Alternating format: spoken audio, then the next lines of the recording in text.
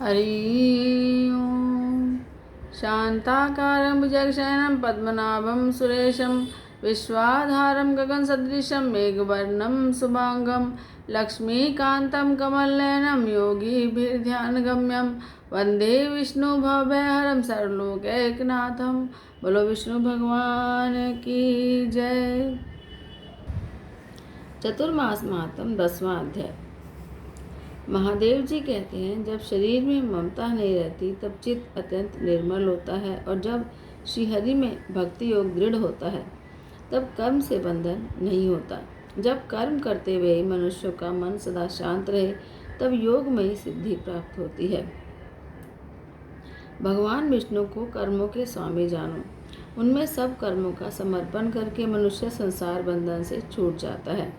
यही उत्तम ज्ञान है, यही उत्तम तप है, और यही उत्तम श्रेय है कि भगवान श्री कृष्ण को सर्वकर समर्पण कर दिए जाएं। यही निर्मल योग है, इसी को निर्गुण कहा गया है। संसार में वही ज्ञानवान, वही योगियों में अग्रगण्य और वही महायज्ञों का अनुष्ठान करने वाला है जो श्रीहरि के चरणों में भक्ति रखता है। निरंजन भगवान विष्णु को जान लेने पर जिसने मनो में, कर्म में, वाणी में दंड को धारण किया है, यानी इन तीनों को वश में कर लिया है, वही त्रिदंडी जानने योग्य है। अज्ञानी सदा बंधनात्मक कर्म द्वारा बंधा जाता है। द्विजों को श्रुतियों और स्मृतियों के अनुशीलन से मोक्ष का मार्ग प्राप्त होता है। यह मोक्ष मानो एक नगर है जिसके 4 दरवाजे हैं। उन दरवाजों पर शम आदि 4 द्वारपाल सदा विद्यमान रहते हैं। वे ही मोक्ष नगर में प्रवेश कराने वाले हैं। अतः मनुष्यों को पहले उन्हीं चारों का सेवन करना चाहिए। उनके नाम हैं सम, सद्विचार, संतोष, साधु संग। ये चारों जिसके हाथ में हैं उसकी सिद्धि दूर नहीं है। भगवान विष्णु की भक्ति और उत्तम धर्म के आचरण से मनुष्यों को योग सिद्धि प्राप्त होती है। मनुष्य ज्ञान के लिए विद्यालयों में भटकता फिरता है। यदि कहीं सद्गुरु प्राप्त हो जाए तो उससे तत्काल निर्मल दीपशिखा की तरह यथार्थ ज्ञान की उपलब्धि हो जाती है। राग और द्वेष छोड़कर जो क्रोध और लोभ से रहित हो गया है उसके सर्वत्र समान दृष्टि है। जो विष्णु भक्त का दर्शन करता है, जिसके हृदय में सब जीवों के लिए दया का भाव स्थिर है और जो सोच और सदाचार से युक्त है, वह योगी कभी दुख नहीं पाता। जो माया आदि के आवरणों से रहित और मिथ्या वस्तु से विरक्त है और कुसंग से दूर रहता है, वे योग सिद्ध पुरुष है। बुद्धि 2 प्रकार की होती है, एक त्याज्य और दूसरी ग्राह्य। संसार विषयक बुद्धि त्याग देने योग्य है और परम के चिंतन में लगने वाली कल्याणमय बुद्धि ग्रहण करने योग्य है। पार्थी श्री विष्णु का जो साकार और निराकार स्वरूप है, उसमें प्रतिष्ठित होने वाले इस अक्षर, अव्यक्त, अमृत और संपूर्ण तत्व को बताया गया। इस प्रकार जानकर योगी पुरुष संसार बंधन से मुक्त हो जाता है।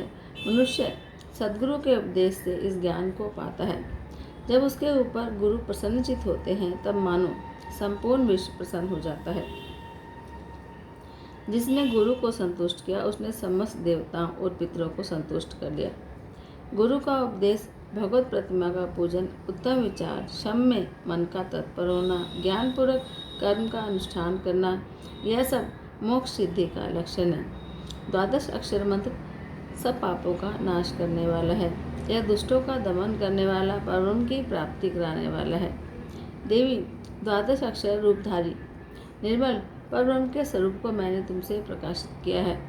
जो मनुष्य इस 12 अक्षर मंत्र रूप भगवान स्वरूप को, जो योगी के ध्यान करने योग्य है और भक्ति में ग्राह्य है, चातुर्मास में भक्तिपूर्वक चिंतन करता है, भगवान विष्णु उसके कोटि जन्मों के पापों को जलाकर मोक्ष प्रदान करते हैं।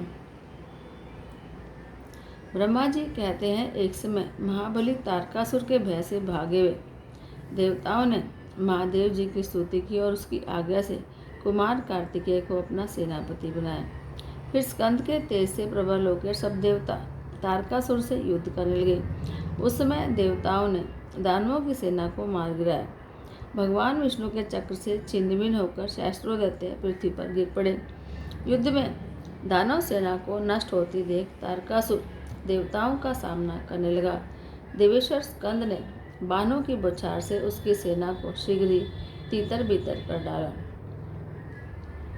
तत्पश्चात भगवान विष्णु को प्रेरणा से कार्तिकेय जी ने शक्ति का प्रहार करके सारथी से तारकासुर को क्षण भर में भस्म कर दिया। शेष दैत्य तारकासुर को मरा देख पाताल में भाग गए। तब देवताओं ने कुमार के पराक्रम की भूरी भूरी प्रशंसा की।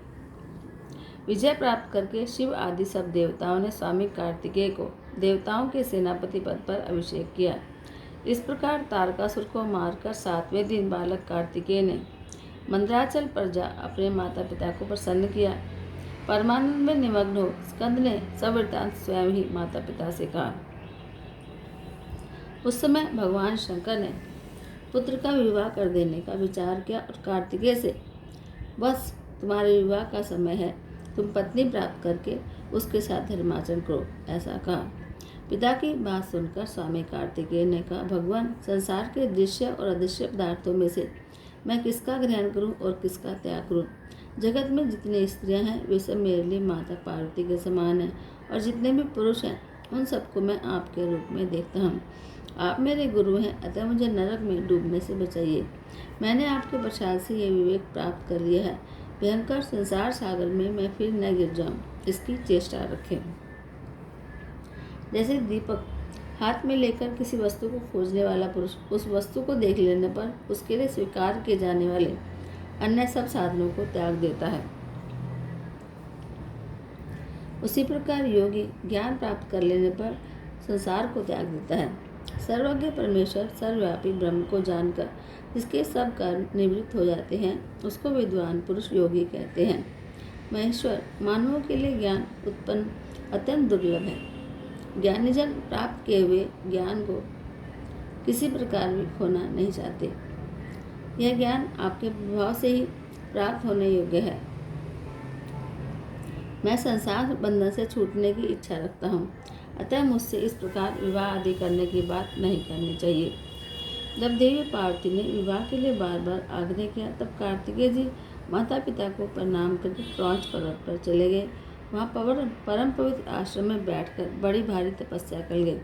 उन्होंने 12 अक्षर बीज रूप परब्रह्म का जाप किया और पहले ध्यान से सब ध्यान इंद्रियों का वश में करके 1 मास तक मन को योग में लगाकर ज्ञान योग प्राप्त किया। तब उनके सामने अनिमा आदि सिद्धियाँ आई।